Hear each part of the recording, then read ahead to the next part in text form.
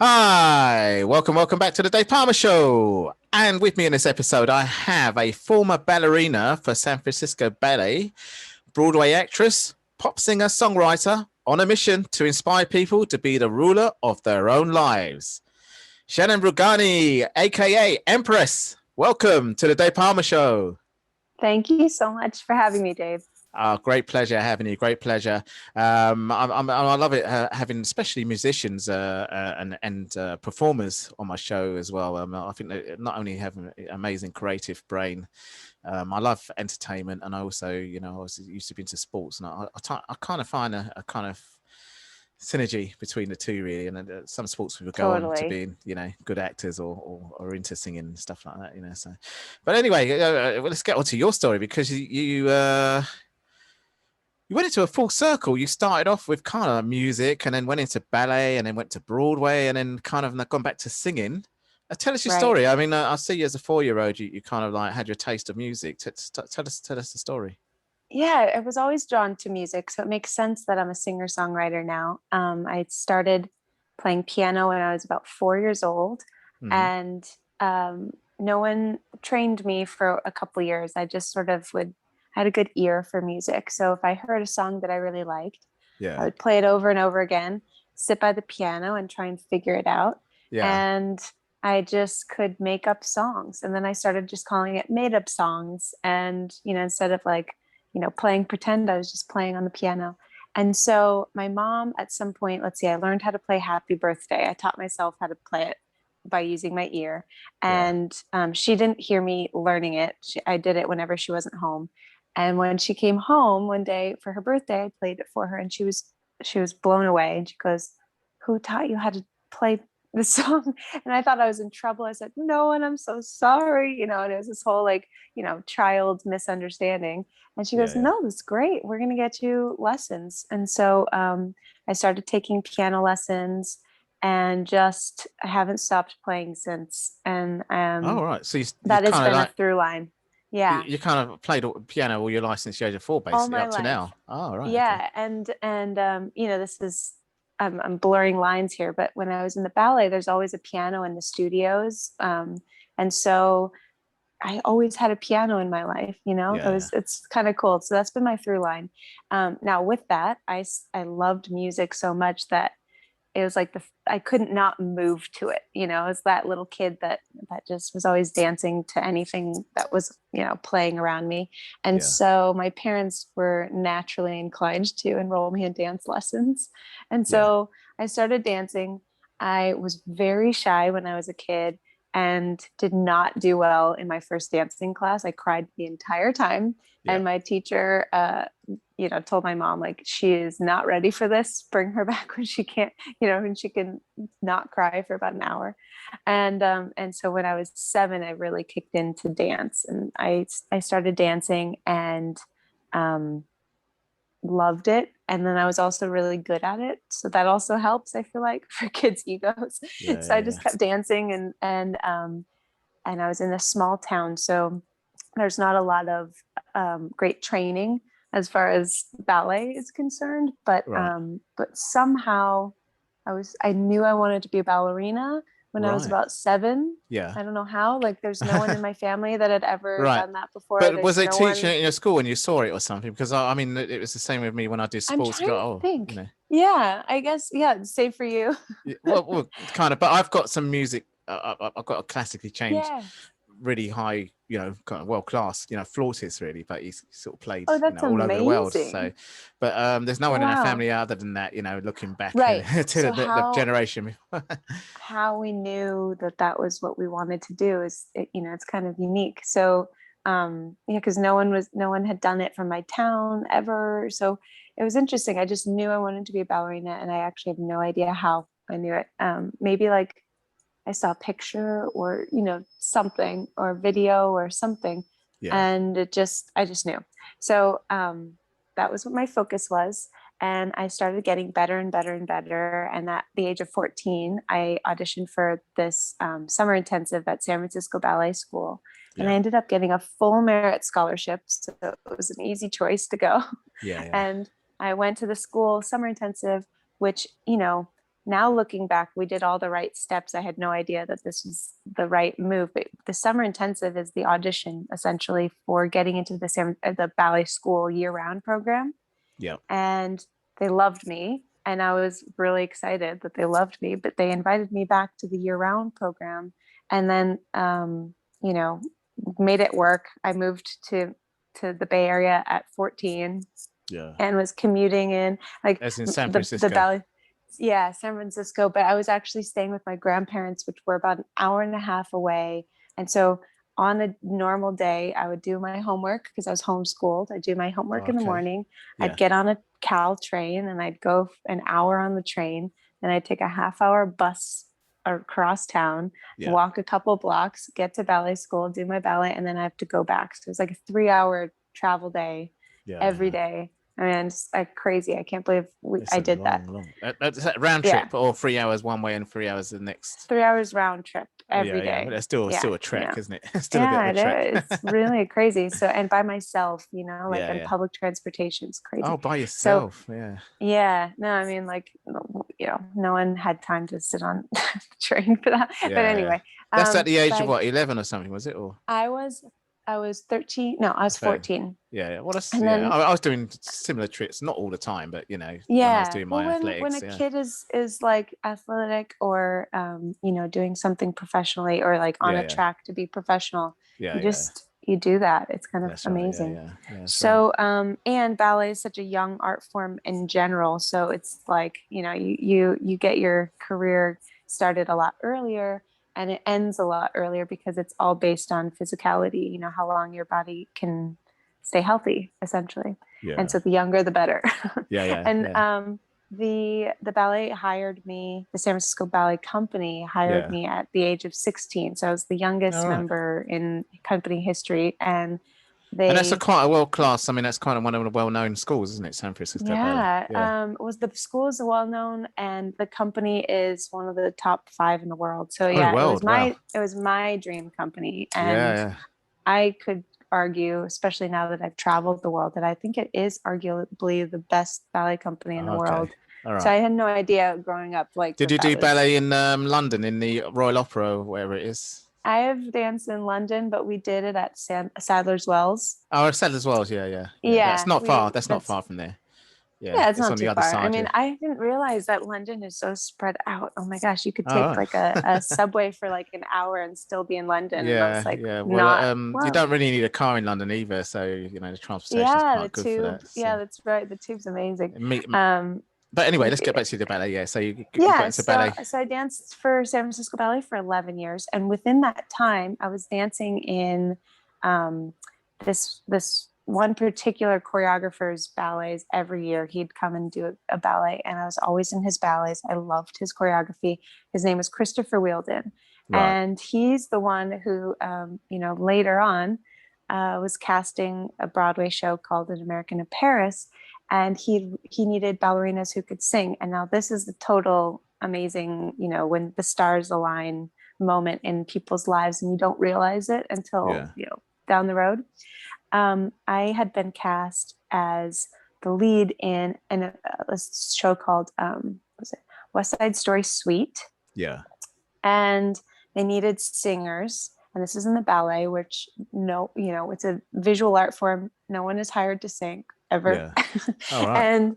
And we ended up all having to audition for this part. I was the best singer of a non-singing group. I ended up getting to sing for the first time in the Opera House, which is 3,500 people. I had never sung Happy Birthday for my family, let alone, someone made me sing it on a podcast once. I couldn't believe that.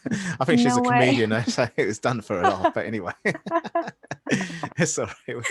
That wasn't so long ago, so you'll probably find the episode anyway. Anyone listening? Yeah, I love it. Anyway, so That's amazing. That's amazing. So basically, I sang for the first time, and Christopher Wheeldon was sitting in the audience that night and remembered that I was a singer when he was casting the show 8 years later on Broadway. And so that was my kind of audition for Broadway. It was like unknowingly. And then, since that night when I performed in West Side Story Suite, I have not stopped singing since, and I started adding it into my songwriting with my piano. And then it was like a closeted thing until I went to Broadway, and at some house party there was this gorgeous grand piano, and I just couldn't help myself but, like play.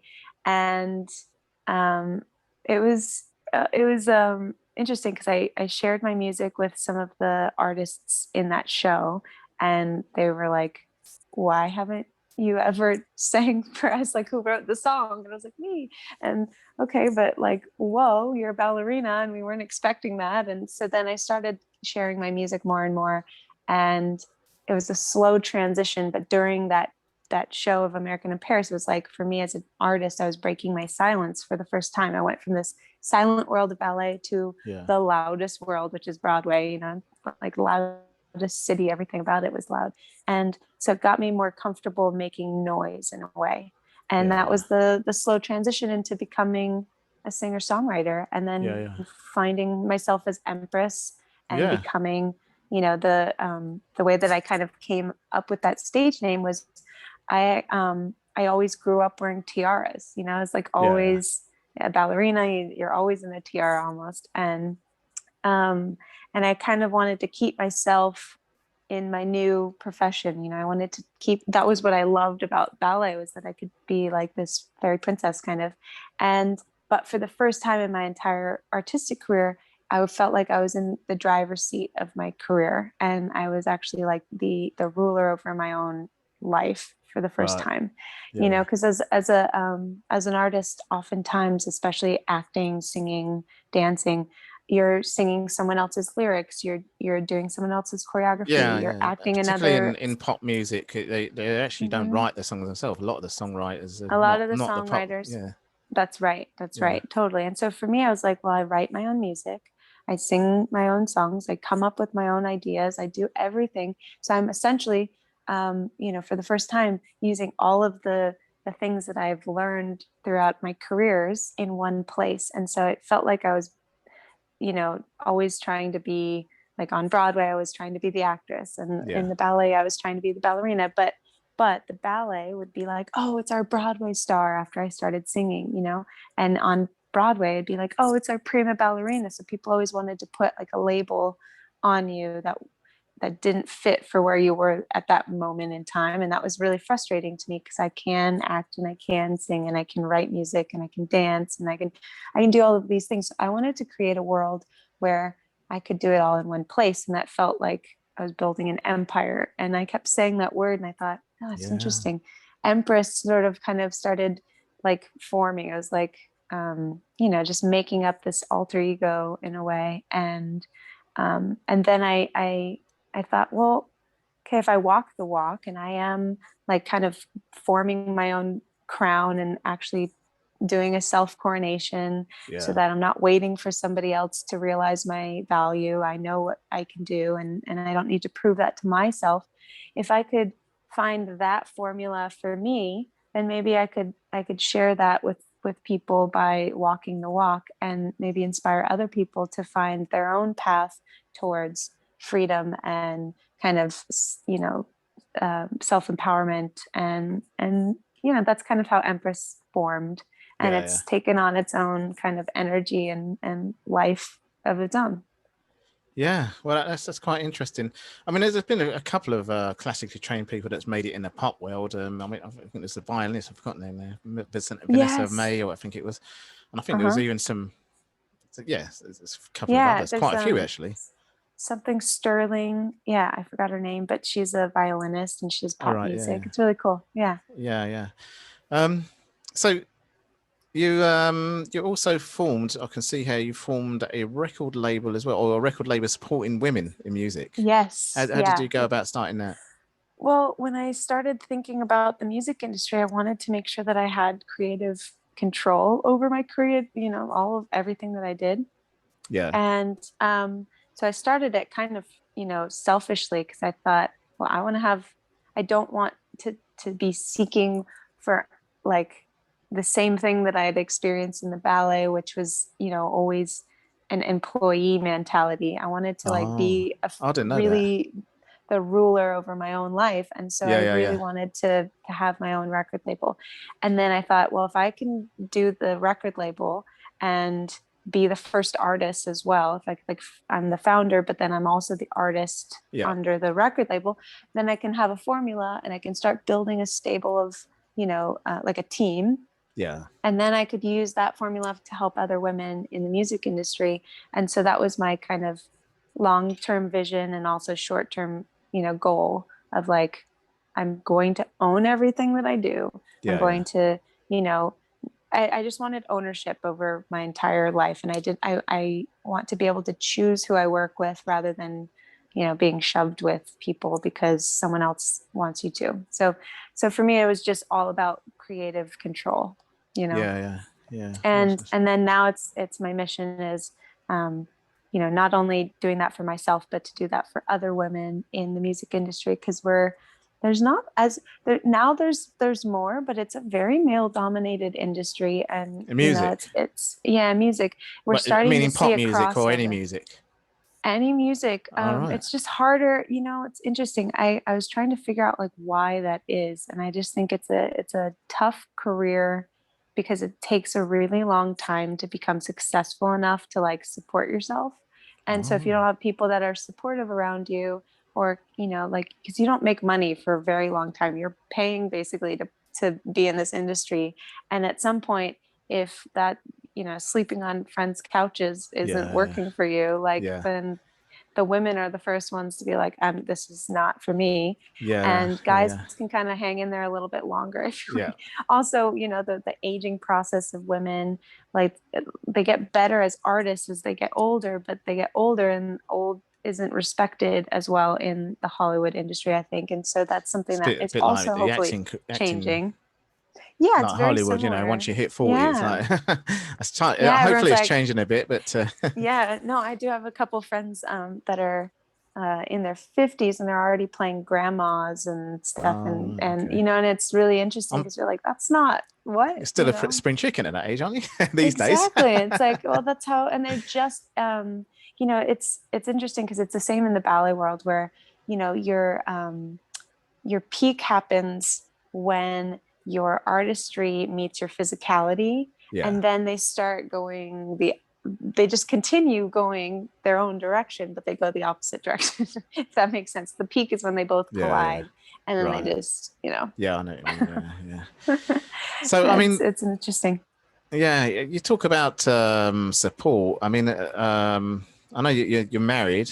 So when did you meet your husband, and how was he supportive of your career? He's been the best. So I met my husband actually at an opening night gala for San Francisco Ballet. It was very Cinderella. So quite way back in your sort of performing career. This is about 10 years ago. And I remember seeing him from across the room, and he's like a very Prince Charming kind of guy, tall, dark, and handsome. And he's twinkle in his eye, all of those things. And I'm only short, dark, and handsome, so no, medium size. Hey, and everyone has their own type. You just have to find the right. Yeah, I know. But I saw him from across the room, and I leaned over to my girlfriend and I said, well, like that's my Prince Charming, like I'll see you later, like, and really the rest is history. Like somehow our groups collided and I met him, and he was just charming as ever and too good to be true. And actually he proved that he was just good to be true. So it's happily ever after for us. And he's been so supportive of everything that I've done. I remember when I was in the ballet, I really wanted to figure out how to transition. We had just got married. Yeah. And I got the opportunity to go to Broadway, and he said, go for it. Let's do it. So he was bi-coastal. So he was in San Francisco because he had to work in San Francisco. He was coming back and forth from San Francisco to New York. He never complained one time, like ever. And that's a really hard commute to come see your wife for, a couple days and here and there. And then with my music career, he's always the first one to support me, and I couldn't have done any of this without him. So really grateful. Yeah, well, that's it. And like you say, the support is quite important. Yeah. Sometimes, hopefully, when in the younger stage, the parents are behind you, or maybe your siblings are quite understanding. That's right.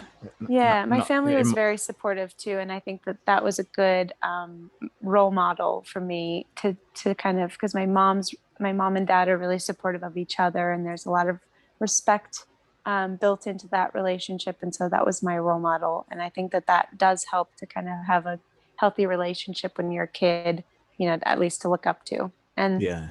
And Rob is my husband's the same way. He had a his parents were married for 60 years. Oh, six now.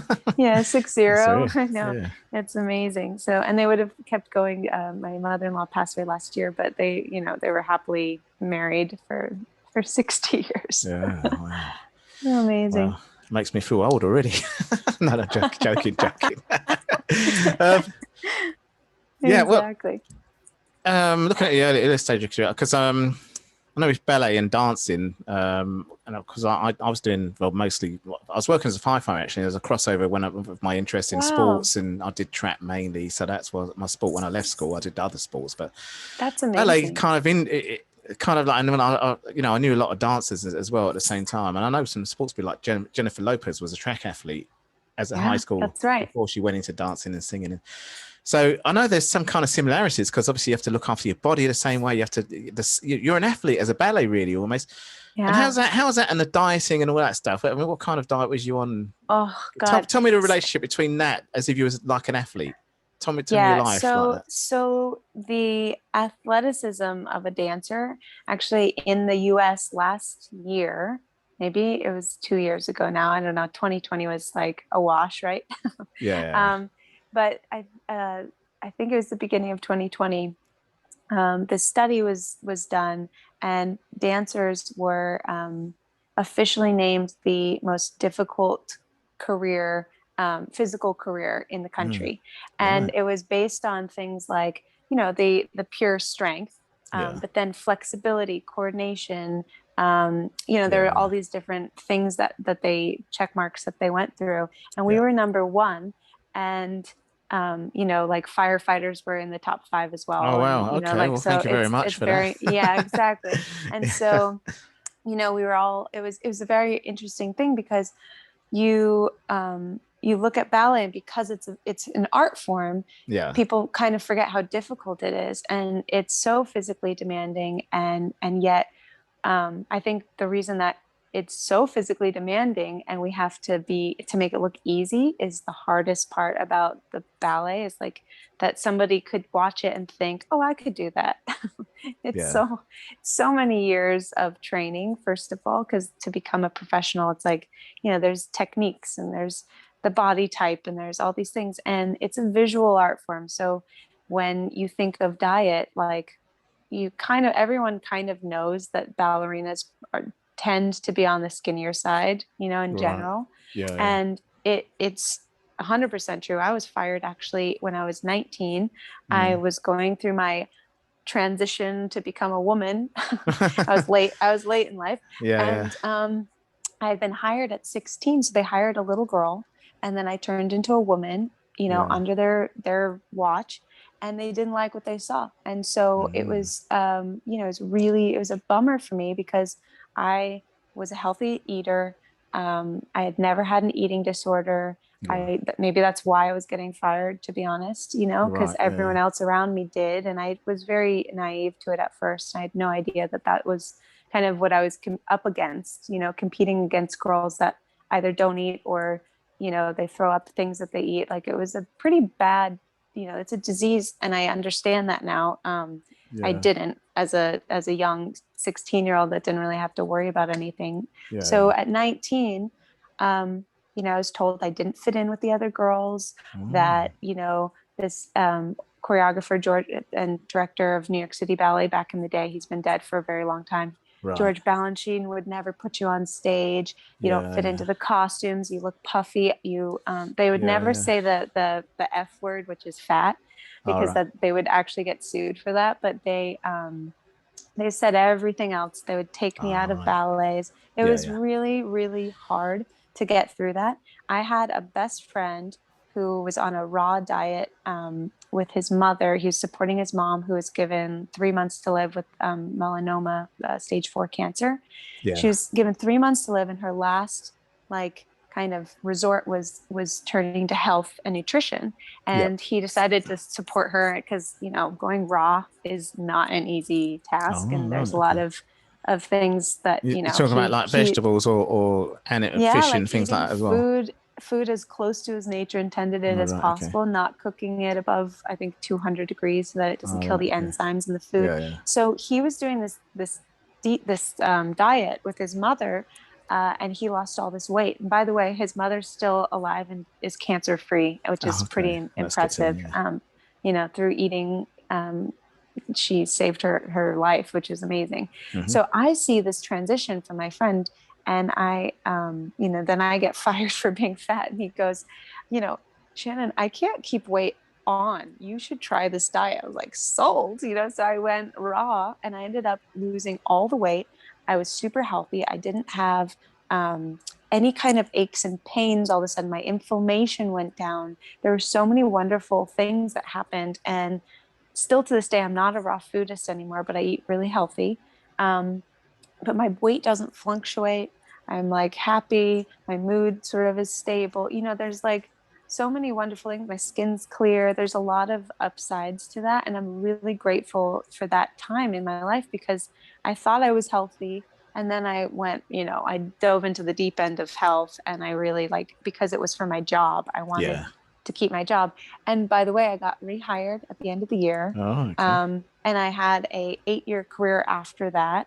And I was one of the longest running company members. I mean, because people's bodies do break down over time. And a lot of the girls that I was hired with, you know, I went a lot longer because my body was still healthy, and I could have kept going if I wanted to. And I just, you know, transitioned onto Broadway, and that was a different athleticism all in, and that's a different world.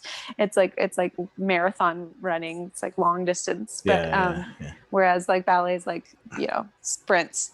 More trying 8 to think of shows the a right. week is Intensive. like, Intensive. in a different way, because it's easier. It's one show, so your body can get used to doing one exercise and get really in shape for that. But it's 8 times a week, so I mean, you're just exhausted. It's different, you know. Whereas in the ballet, it was like, okay, we had 8 shows of something, and you just go for it for a week, and then you could take a week off and, you know, recover. So it was different, but the same. It was still physically demanding, and if I didn't know about diet, I don't think my career would have lasted as long as it did. And so I am grateful that, you know, in a way, my wake up call was getting fired for, you know, technically being fat. But you know, that's all relevant, right? I was fat in the ballet, so it was meant like I was a normal weight. You know. Well, you did 3 careers throughout your whole life, and obviously gone through a whole circle. So tell us how, for inspiration for the listeners, tell us how you did that, and what's next for you. Yeah, thanks. The thing that I could tell anyone out there is to have a goal or a dream to aim for that's kind of within your wheelhouse, like something that, you know, you can achieve if you put the time and energy into working towards that. So at 7, you know, I told you I knew I wanted to be a ballerina, but I also knew I wanted to be a singer and an actress. And all the decisions I made throughout my life, you know, I was facing the right direction, if you will. So it was like, I knew that I wanted to be a singer and an actor and a dancer. And so if some opportunity came and it didn't align with those 3 things, then I just wouldn't do it, because it's a waste of energy and time. I mean, I would obviously, you know, I dabble in other sports and things just for fun, but if it was a real professional choice, then it was always, you know, well, is this good for my to get to my target, you know, and what is the target? And you kind of, you can have I suggest, when someone is dreaming, to kind of start general and then work towards it. And the clarity comes as you start working towards it. So I wanted to be a ballerina. I didn't pick a ballet company at 7 years old. No. Then at 12 years old, I decided I want to be in San Francisco Ballet. And then, at 14, I was like, I want to be in the school. And I got into the school, and then I got into the company. And then what do I want from there? And it was like, I want to do this role. And I ended up doing those roles, so you kind of go with the flow, but you kind of are going in the general direction, right? And then what are the odds of me having to sing in the ballet, and then that was the help to transition as an actress on Broadway, it's like, and a singer on Broadway. So everything kind of falls in line, I think. But if you don't have a general outline of what that looks like, then how are you going to get there? Absolutely, yeah. Well, now you're a pop singer. Well, tell everyone what you're doing as a pop singer. How's that career going? Yeah, it's going well. I released another single today, which I'm really excited about. Yeah. Oh, well, I'm so glad I'm on your show to launch it. You're on my show. Sorry, exactly. well, on your show. Exactly. It can be your show as well if you want. But anyway, I'm glad you come on my show to launch it. Yeah, it's literally 8 a.m. or whatever, and you're the first person I've told. So thank you. So yeah, Vixen, me and about 1,000 more people listening, whoever, maybe thousands more. Yeah, exactly. So the singing songwriting thing, it was I've been writing all of my music, finding a great team. I have a really awesome producer, and I'm in LA actually right now recording with him because we're trying to finish my album, which is really exciting. And he's just amazing. His Grammy nominations have come from like his work with Beyonce and Justin Bieber, and so you can imagine the people that I'm fighting over his time with, and so that's like my biggest MVP of my team right now. And I have a great PR team that's helping me kind of get out in the world, and I'm really grateful for them. What would you say your style is? I mean, obviously, Beyonce's Beyonce, Justin Bieber's Justin Bieber, but right, exactly. I would say, if you want to compare to a person, I guess it would be in line with something like not Jennifer Lopez, Lady Gaga or Jennifer Lopez. Jennifer was a dancer as well. Right. Yeah. I think our styles are different. I'm not saying emulating and be the same. I'm just saying your style, more your style. Yeah. Oh, my style is pop. I'm doing pop music. Yeah. And then there's the element of the singer songwriter in there because I write my music, and so that's obviously a given. But pop, because it's kind of like I'm starting to break into the dance music scene and the EDM house world. House and so I'm working with a amazing group in the UK and the Netherlands that are helping me it's huge in the UK anyway. Work.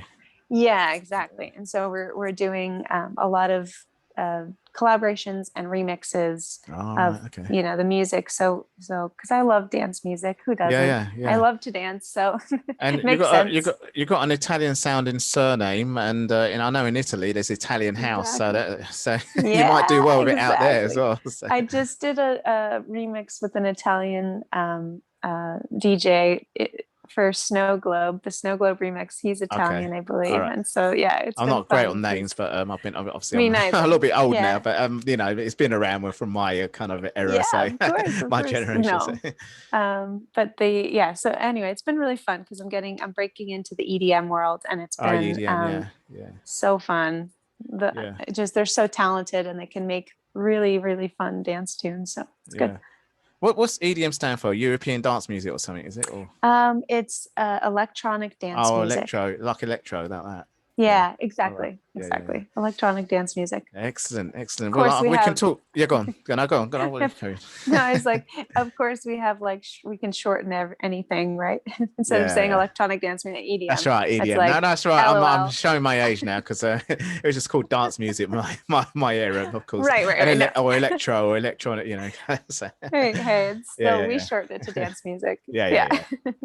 Excellent. Well, look, we can go on forever talking about music as well. As I said, I've got cousins that were in the music business, and still, one is still It's is. amazing. But so love I know it. they're huge as well. So as I say, I don't want to go on forever talking about it, but I wanted to talk about your music, and I want my audience to know where they can find out more about your music, and of course support what you're doing, as well as support my podcast and stuff like that. Yeah, exactly. Yeah. Well, you can find my music anywhere. It's on all streaming platforms. So Spotify, Apple, it's all under my stage name, which is Empress. Okay. And then if they want to follow me on my Instagram, it's empress.music, or Facebook, empress.music.